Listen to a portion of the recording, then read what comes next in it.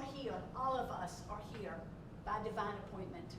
So we have a wonderful service in store, and our first song is We Are One. Stand up and sing and affirm. We are one with God and one with each other. There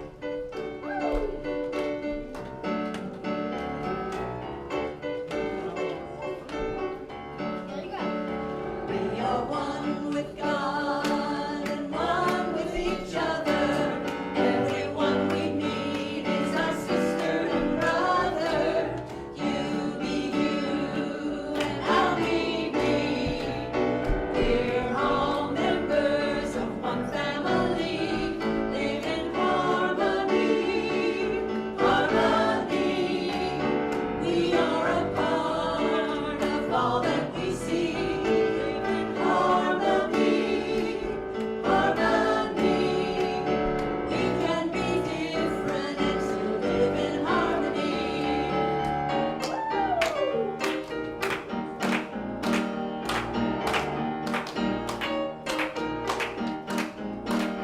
We are one with God and one with each other. Everyone we meet is our sister and brother. You be you and I'll be me. We're all members of one family. Live in harmony, harmony. We are a part of all that we see. Live in harmony, harmony. We can be different and still live in harmony. We can be different and still live in harmony. We can be different and still live in harmony.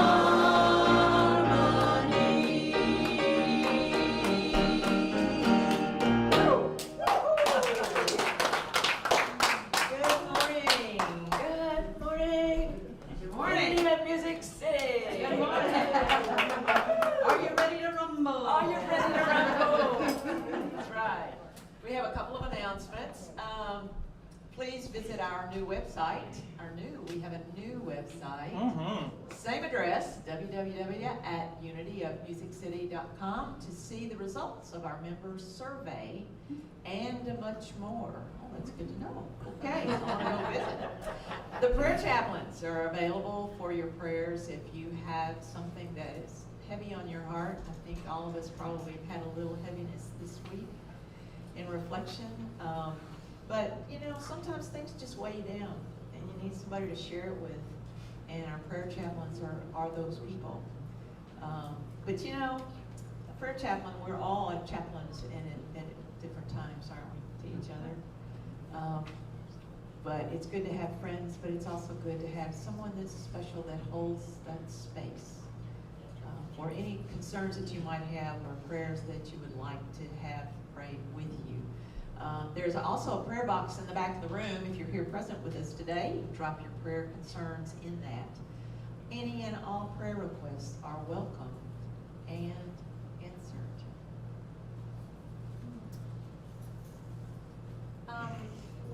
It's kind of time to reflect on our vision and our mission statement this morning. And so if you want to read that and read it along with me, I think it's up there. Let's do that together and really, really absorb every single word. Let it resonate with you. Let it marinate with you. Our vision: to remember the universal presence alive in each of us.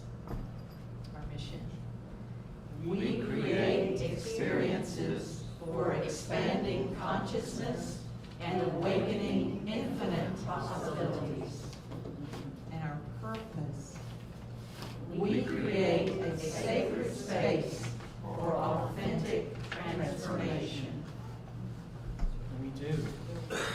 That's a perfect way to start our next song. Get ready, my soul.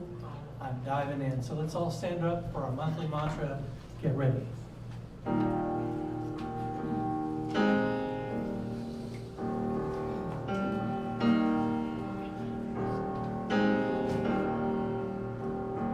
Get ready.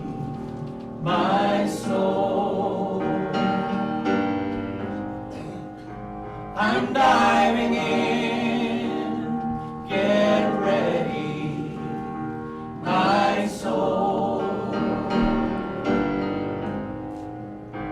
I'm diving in to the deepest kind of love, to the sweetest kind of life.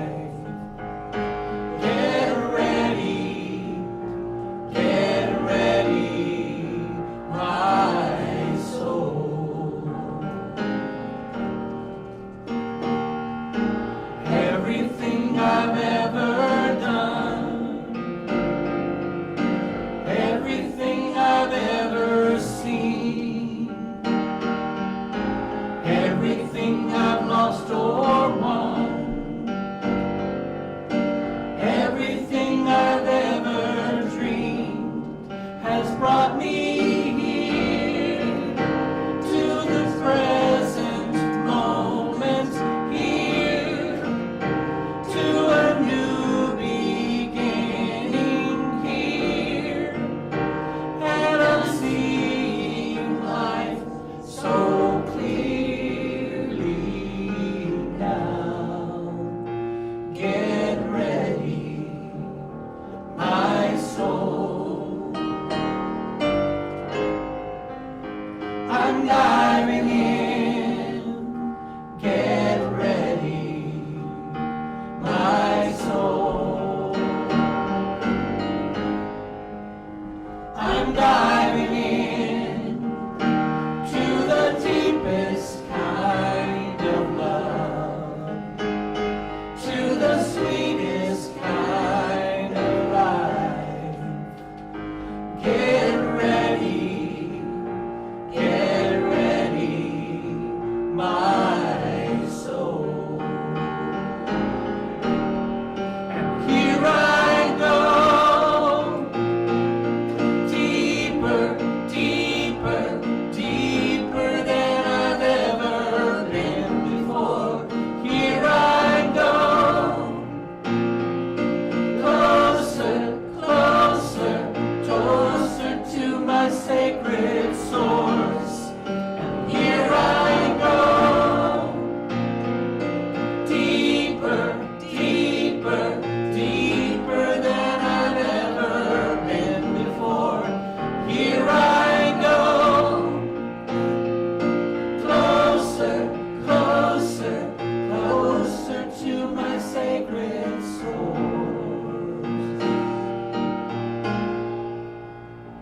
Get ready, my soul. I'm diving in, get ready, my soul. I'm diving in to the deepest kind of love, to the sweetest kind of life. Get ready, my soul. Get ready, my soul.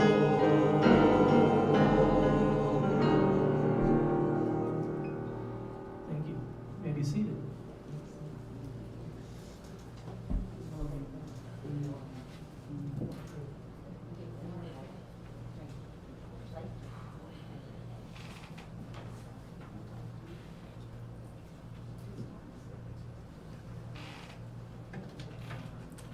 Good morning.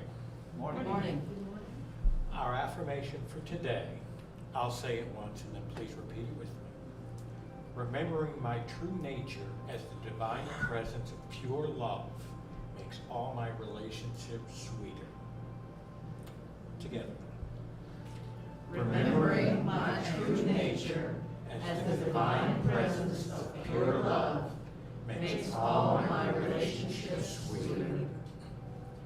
Around you, there is a cloak of your own creation. Perhaps it has served you for a time as an invisible form of protection as a way to claim needed solitude, as a way to retreat inside to discover what you truly feel or what you truly need. You have often gone inside this cloak to find yourself after being lost in an ocean of thought and emotion. Yet the time is fast approaching when you will no longer require that cloak. You have attained an integration within, a knowledge of self that makes it possible for you to connect with others in a way that does not leave you lost and struggling to find yourself. You have learned how to hold yourself. You have learned how to do this well enough that you can successfully hold yourself and hold another too. You don't have to push the world away. You can invite it in and play. You can safely release the forms of security that you once held so tightly. You don't have to abandon your boundaries with others. Rather, your boundaries are so functional that you can enter into relationships with more openness, trusting that your boundaries will naturally assert itself when necessary, giving you the connection to yourself that you need when you need it, without having to withdraw from relationships entirely. It is time to trust your own boundaries and trust your divine presence to lead you safely into engaging deeper and more meaningful relationships. Oh.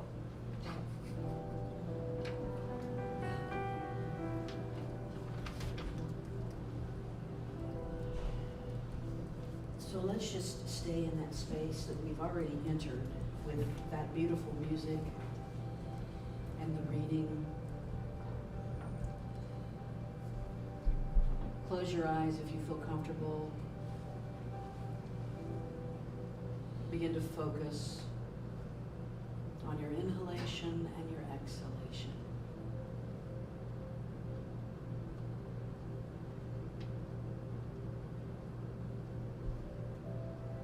On your inhalation, think, I am one with God. And on your exhalation, I am one with everyone around me. I am one with God. I am one with everyone around me. I am one with God. I am one with everyone around me.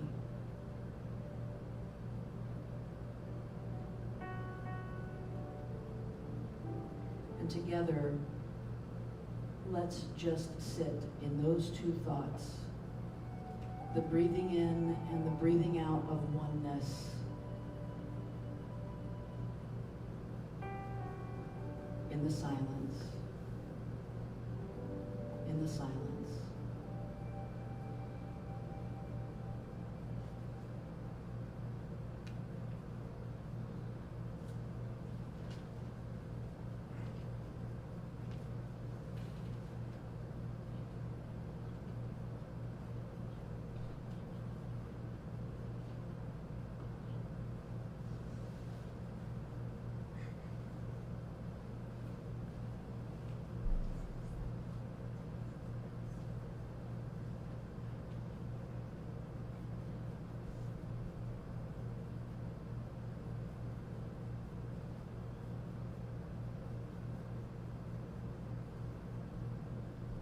And the more that I sit in the silence of oneness, the more that I align with my life's purpose of aligning with the divine, the more I relish the people in my life, the more I celebrate and engage in relationship with others, relationships of love and joy and peace. Relationships that are safe and nurturing and comforting and spirit, full of spirit. And one of the best ways that we engage in this oneness relationship with each other is through the prayer of song. And together we sing Allelujah. Allelujah.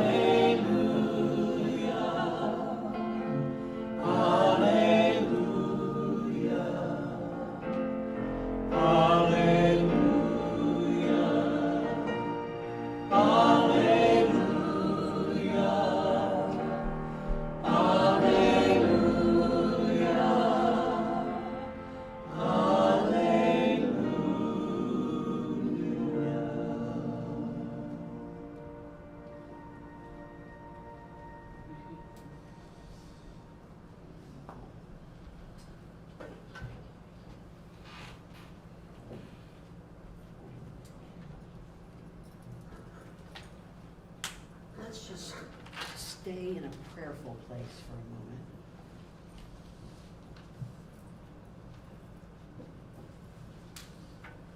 Mother, Father God, creator of the universe, designer of our souls, sustainer of our lives,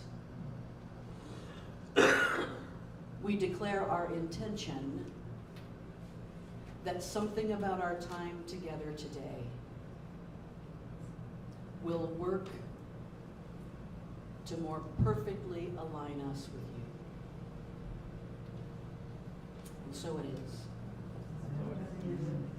September 8th was the World Day of Prayer. And historically, at Unity, we've been very, very aware of that. It kind of slipped up on us this time, and that is quite all right. But I am happy to say that yesterday, I spent the full day in my first day of ministerial seminary. And yes, and it was amazing.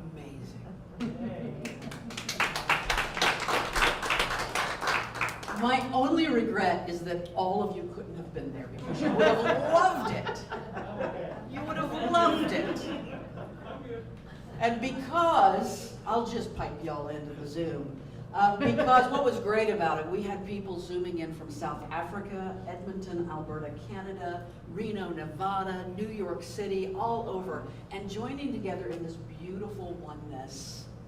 Oh, it was lovely. And I'll tell you, we talked about prayer because it was World Day of Prayer just a couple days before.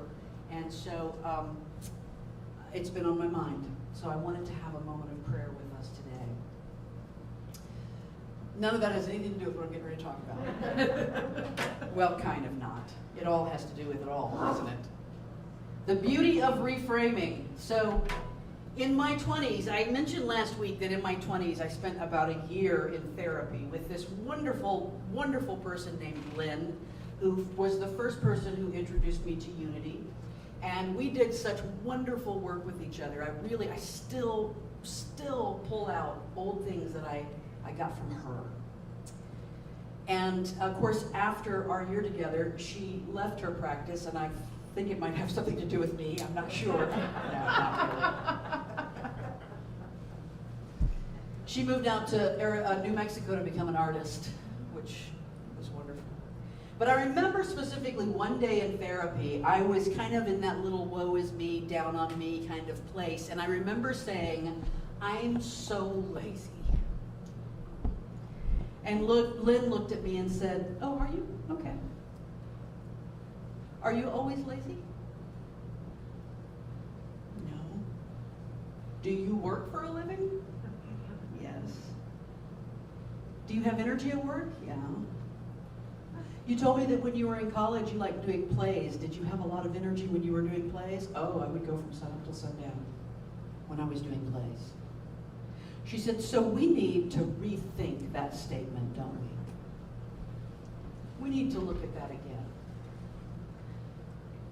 I am Deb, and I can have a lot of energy for the things that are mine to do, and I can listen to my body when it tells me that it needs some rest. Aren't you amazing, is what she said. And within just, 2 minutes, she had completely reframed not only what I thought about myself around that issue, but the way I was feeling in that moment and the way I felt about myself in general. It had such transformative power. And just a couple of weeks ago, last week or so, when Valerie and I were having lunch together, we talked about reframing, and we talked about how important it is and how powerful it is. And so this is all Valerie's fault because she brought this back up. Go Valerie. Some of us need to hear this. I need to hear it daily. Yes. Lynn taught me to reframe the thoughts I held about myself, and she taught me that there is a grace in learning how to reframe thoughts and feelings and perceptions in the world. Now, I think it's important to start from the very beginning with the understanding that it is not denial. Denial is refusing to see. Reframing is choosing to see differently. One is something we are avoiding and running from. The other is something we are turning into the divine in that moment. So that's a good place to start with this. Reframing doesn't mean an abandonment of your boundaries, as Tom talked about in the sacred word this morning. It's not an abandonment of your boundaries. As you become more aligned, your boundaries become so functional that you're able to enter into relationships with more openness, less defensiveness. You just present as the divine that you are. When I think about the years and years and years that I spent trying to figure out what kind of fence I needed to keep up with this person and with that person and with that person, what a waste of energy. We all view the world through a particular frame of reference. We have a complex network of beliefs and values and cultural traditions and past experiences. And this is what we rely on to infer meaning from any moment, from that interaction, from what so-and-so said. What did she mean? Let me go away and think about that. Right? She was kind of sharp when she said that. Maybe she doesn't like me. All kinds of things that we use, we pull up, and we infer meaning from those things. The one way that we can change the meaning that we infer, one of the ways from a situation, is to change the frame that we look through. It might be better to talk about it as a lens, because it's really kind of like a camera has one lens, everything is clear and sharp. You put another lens and all of a sudden it's not aligned with that distance. It's not the right lens for that moment and things get fuzzy. But the world talks about a frame, so are we. I'm going to talk about a frame. And with reframing, we know they use this concept in business, in spiritual journeys, in every part of life, in family dynamics. With reframing, we know that we can see a problem as an opportunity, right? I know a lot of people who don't even use the word problem anymore. And boy, even at work, people in meetings will say, well, now this is a problem. Oh, it's just an opportunity. A time to reframe what seems like a negative. We can reframe a weakness into a strength. Right? When I was growing up, I was told quite often that I am very sensitive. I am too sensitive is what I heard. That's what I heard. You're too sensitive. Just toughen up. Whatever. I mean, I thought only men got that conditioning in our society. I must have been so sensitive I didn't even measure up to the girl part. So. And I heard that so much, and over the years I have slowly started to look at that and say, oh my gosh, that is one of the most beautiful things that I love about myself, is that I feel deeply in the moment. That's a strength. We know that we can turn an impossibility, we can see an impossibility as a possibility. We're good at that. That's what we've trained to do here at Unity. When I think about what this church has gone through over the past year and a half, we have been faced with lots of impossibilities, and we just keep moving on. We don't give that a lot of energy. We just keep going. And look where we are. We can reframe an unkindness as just a lack of understanding. That people really, I have a friend who used to say, at any given moment, everybody's doing the best they know how to do. And the way I like to think of it is that people are doing the best they can do with the light they have to see with in that moment. Right? And so what I see as an unkindness might be just a lack of understanding in that moment. We can even reframe hatefulness, hateful behavior, seemingly hateful behavior, as a cry for love, a desperate cry for love. It's about reframing, and it's about perspective and how we see it. So a lot of you may have seen this image right here. I'm sorry, it's a little fuzzy when it got blown up there, but that image is one that I've used before, and you see it a lot on the internet running around. And of course, what we have here is this image where if you are seeing it from a particular side, if the light that you have to see with goes from a particular side, you see this as a circle. And if someone else is seeing the light from the other side, they see it as a square. And you know what? I saw it. I saw it with my own eyes. It is unimpeachable information. It is the truth. I know it. I was there. I saw it. And we add this little bit of information here too, that square that someone is seeing is true in that moment for them. And that circle that someone is seeing is true in that moment for them. But what is the truth? And then when I was looking for this, I found a third one. Now we got another light. Wow. We had to bring a third person along, and now they're shining the light from above, looking down, saying, well, that's a triangle. This, to me, there's so many lessons in this image here. Of course, the obvious is the lesson that people see things differently based on their frame of reference.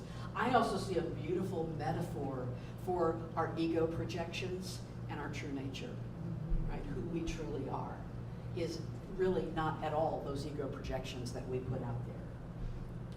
I base a belief on my sight, I defend it with vigor, and I get angry at the person who sees it differently because obviously they are blind. Or if you're on the internet, you might use words like idiot or moron. Which is what people love to throw around because obviously they can't see. I see. Look, I see. Why aren't you seeing it the way that I see it? The truth is all of those things and none of those things, all at the same time. Reframing helps us see the possible truth in someone else's perspective. The layer of truth, because it takes this shape. This shape is capable of making all of those shadows. So, what about when someone treats me badly, or they cut me off in traffic, or they say something that is just, how rude was that? It happened, I was there. This person was rude to me, I saw it, you saw it, didn't you? Weren't you there? I saw it. It happened. If you look from my perspective, you'll see the same truth I do. Let me explain myself. Let me tell you the whole story so that you will get to the perspective of seeing the truth that I see. How could I possibly reframe such egregious behavior? That would be denying and allowing this person to go on, and that's a whole other thing that we'll talk about at some point. Jesus was a master reframer. That was his whole ministry, was reframing. The world saw a tax collector, and Jesus saw a dinner companion. The world saw rough and rugged fishermen, and Jesus saw 12 people who would change the world for the next 2,000 years at least. The world saw an unclean leper, and Jesus saw a man worthy of healing touch. The world saw an adulterous woman, and Jesus saw a woman worthy of grace and redemption. The world saw a storm, and Jesus walked on water. Jesus reframed the way the world viewed people, and he reframed the way people thought about themselves, and he reframed the weather. He reframed it all. One of the ways to reframe others is to reframe yourself, and what Jesus did with the woman who was about to be stoned to death was, instead of shining the light on her, he turned to everyone else and said, let me help you reframe yourself. Who among you here has not sinned? Who among you here is blameless? Who among you here has not made a mistake, has not missed the mark? Then pick up a stone. But if I can reframe you, then you're going to see her differently. At the heart of reframing is the energy of forgiveness. I can forgive you when I choose to see you differently and see myself differently. I can forgive myself as well.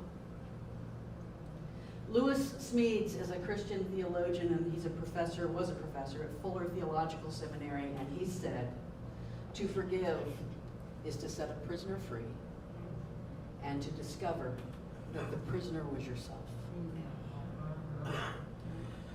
To forgive is to set a prisoner free and to discover that the prisoner was yourself. Ooh. Ooh. Reframing starts with a question. It has to start with a question. Let's say that you've experienced some unkindness or a perceived slight. At some point during this past week, perhaps you've had a moment that felt like stress or angst or anger or jealousy or unkindness or something. So there's been one moment where you might have felt that in energy in your life this past week. And if that's true, then there may be a moment coming up in the next week that might bring some of that back up to you. So reframing that starts with the question, because we don't want that to sit in our spirit. It feels icky when we let it just sit there in our belly and feel badly. We need to rethink the situation, and that requires us to step into the question rather than thinking we have the answer about that event. I perceive one thing, but let me step into the question, that the possibility that it could be something else. Let me give it the energy of consideration. Let me give it the energy of exploration, of possibility. We have to have the willingness to suspend our preconceived notions and our absolute beliefs in order to consider all the possibilities. So many of you are probably familiar with the work of Byron Katie, which of course is called The Work. I don't know, some marketing person was either a genius or asleep when they came up with that. The Work. And she asks 4 questions. When she talks about when you have these moments where you have questions come up, or you have slights, or you have someone who has been unkind to you and you need to know about it, you need to ask 4 questions about this energy that you're sitting in right now, about this moment, about your belief and your perspective. And the first one, of course, is it true? Someone said something unkind to me. Is that true? Well, I think it is, yeah. I was there, I saw it. But the second question, this is the one that always gets you, and this is the one I think was the genius of Byron Katie's work, that she added this second question. Can I absolutely know it's true? Well, now that's always going to give me pause. I don't absolutely know where anybody's coming from. I don't absolutely know the truth of what's going on with you at that moment. So I can't, that one sticks with me, right? Third, how do I feel or react when I believe it's true? What does it bring up in me? Does it feel icky? You know, here's kind of a little key. Any moment that feels icky is a moment that has the opportunity for reframing. Anything that doesn't feel good has the opportunity for this. How do I feel or react when I believe it's true? Well, maybe I feel like I am not being considered, or someone is being mean to me, or they're deliberately harming me, or I am unsafe in this moment. That's how I feel. What would I be without that thought? What would I be if I could let go of this whole thought about it? And I'll tell you, the answer to that question for me always, 100% of the time, is free. I'd be free. So underneath those 4 questions, because I don't always remember a lot of stuff, I had to bring it down to one question for me. And it's what I call the big what if. It needs to be bigger than that. It needs to be bigger than that. The big what if. What if the person who I believe doesn't like me is actually very shy, an introvert, uncomfortable around people? If you know anyone like that, they often come home. I've done it before, come home, and I will spend the entire afternoon rethinking how what I said came out with a tone I didn't mean. Right? And I'm already spending time with it. What if that person is in that space? What if that person actually operates from a wounded place rather than a jerky place?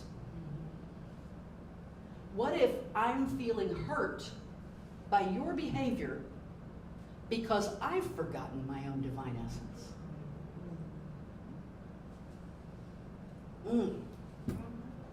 That may be the only question. What if that person was acting in their highest and best purpose? I always think about the movie, The Last Temptation of Christ. I think it's about 30 years old now. If you never saw it, go find it somewhere and see it. The Last Temptation of Christ. And what I loved so much about that movie, what stayed with me for 3 decades, is the way Judas was portrayed in that movie. Judas was portrayed, there's a beautiful moment between Jesus and Judas where Jesus says, I have the easy job. I just have to die. Yours is the tough job. Because you are going to be left here to live with what you've done. And Judas says, I'm not doing it. Remember, Judas was his beloved. Judas was one of his dearest, closest. Judas says, I would never do that to you. And Jesus said, it's your role. You have to. All of this hinges on you showing up in this way. What if that person who just made me feel sad, mad, angry, was just performing their part of the story? And isn't it always the part of the story? I can't control another's behavior. I can't control another's energy. I can't control another person's perceptions. But there are 2 things that I can do. Here are the 2 things that I can do. The first one is I can reframe myself as the pure essence of divine love that I am. That's step 1. I can begin to see myself once again, to remember once again that I am the unmovable, unhurtable, always at peace, divine essence of God. That's who I am at my heart and soul. I can remember that I have the power to strip away all of the layers of ego and personality, all of the things that I have piled on top of myself, and get down to the place where I am nothing but the pure essence of divine love. And I can recognize that the part of me that felt hurt gets pulled away when I strip all that away. The part of me that felt hurt was in that ego construction of mine. Now, I am not discounting the hurt. We feel the hurt. We do. And it needs to be handled with gentleness and tenderness and love and care. By ourselves first. But I have to recognize that it is my ego that got hurt, and I am here to tell you one piece of bad news today. I know I'm supposed to bring the good news, but I have one piece of bad news today. Your ego ain't going away.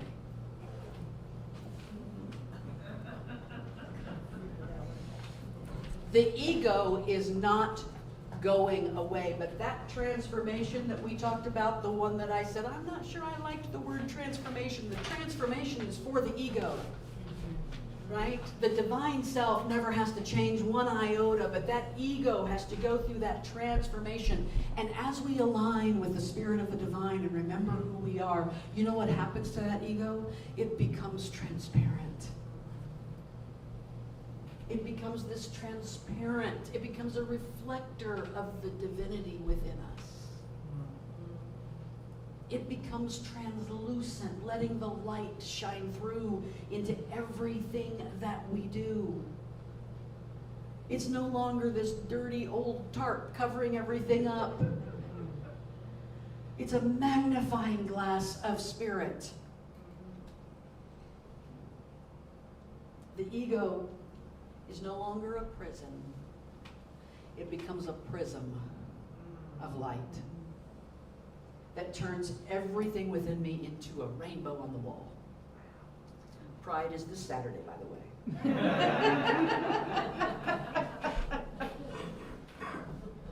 I then see the inherent falsehood of I am lazy. I am ugly. I'm not worthy. I'm not good enough. I see the inherent falsehood of that, and I see the inherent truth of I am presence. I am love. I am divine. I am. The authentic transformation is a transformation of ego. It is the transformation from presenting a false version of ourselves to presenting only as the love that we are. Ooh, that, my friends, is a reframe. That is a reframe. That's the first thing I can do. The only other thing I can do is to reframe others as the pure essence of divine love. The I am that they are, and they are, whether you like it or not all the time. They are. They are the I am. Give their behavior, their presentation, their what if they're showing you the ugly tarp, give it the benefit of the big what if. What if? Wayne Dyer once said, see the light in others and treat them as if that is all you see. I gotta tell you, I've known when people have done that for me, and it feels good.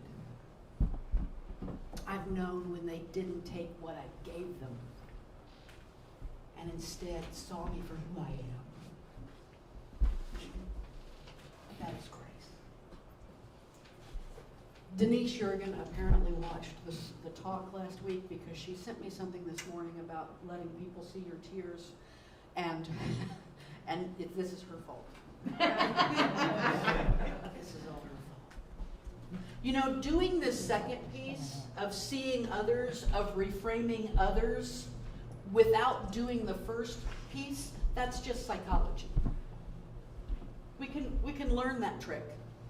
right? We can go to therapy and we can learn how to reframe situations around us.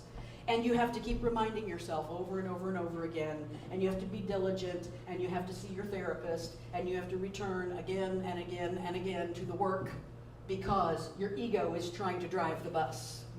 I want to be in good community with everyone around me. I'm trying to do this, manage this from my ego, and so I have to constantly remember to reframe them. But let me tell you something. The first reframe, the reframing of yourself, that's the business of light workers.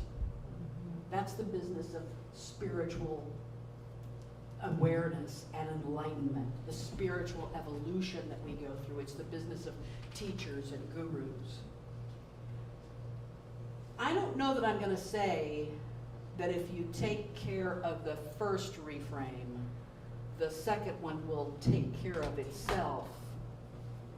But I will say that 98% of the time it does. Because here's the truth. Every time I remember who I am, I remember who you are. And in fact, if I don't remember who you are, I'm not really remembering who I am. It is dependent upon it. I can't see myself as divine without seeing it in you. And if I have one exception to that, then something is not quite lined up. Therein lies the work. Therein lies the work. So, this is Buddy. This is our firstborn child. Buddy. And the other morning, I was getting up in the morning to do a little yoga. I was going to just do a couple of sun salutes to start my day off right and get the bed kink worked out and all that kind of stuff. And I don't know if you've ever done yoga with dogs. But it presents a bit of a challenge. And Buddy has this thing about human hair. It's an obsession. Like, I need a doggy behavioralist to come along and deal with that. If Nikki gets out of the shower and sits down on the couch, forget about it. He's on the back of that couch as fast as he can, trying to get in her hair. So I was doing my downward facing dog, and I feel this being up on my hair, rolling around in my hair. And of course, the initial ego reaction to that is, this dog is pestering me, you're bothering me. I'm trying to be holy. I'm trying to be Zen. You're bothering me. Satan, get behind me. Oh, Right. did a little harsh. But the truth of the reframe is this. That dog was loving me. He was owning me. He was wanting to make sure that anybody he ran across that day would smell me on him. He would want to make sure, exactly, and vice versa, that everybody knows we belong to each other. I can choose to reframe this whole inner moment with Buddy as a moment of divine love, and I did. And I just sat down and I just gave him the moment, and I just loved on him. Yoga wasn't any easier when I got back to it. But I was more okay with the reality that it was, because the truth is, it was something done from love. And the truth is, it's all something done from love. Namaste, my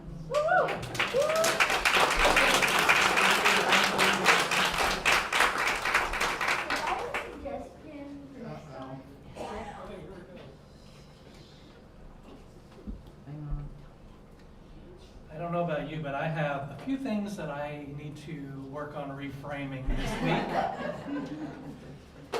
And what a great reminder that is. All right, well, it's time for our offertory blessing. If you haven't figured it out already, there's a red bucket in the back. You can go to the website and do your tithes and offerings online. And as we remember that, let's say our offertory blessing.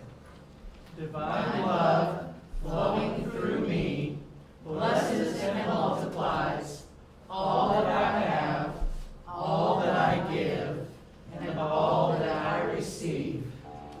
remember that because we live in a world of infinite abundance.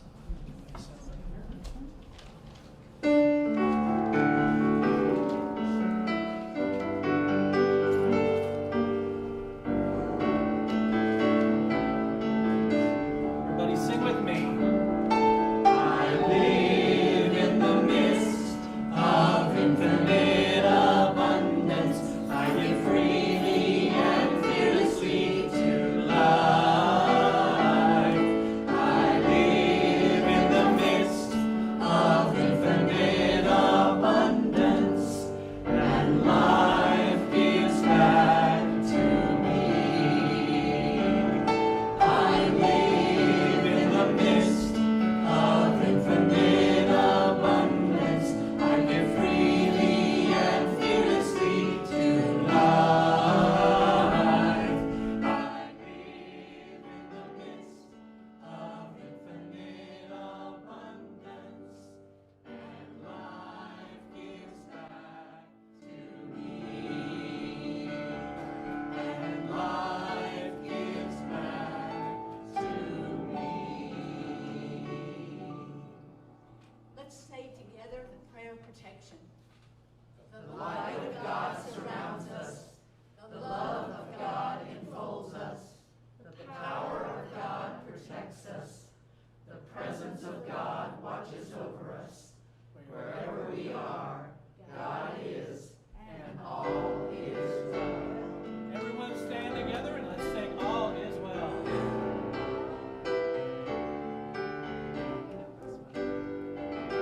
All is well, life is good.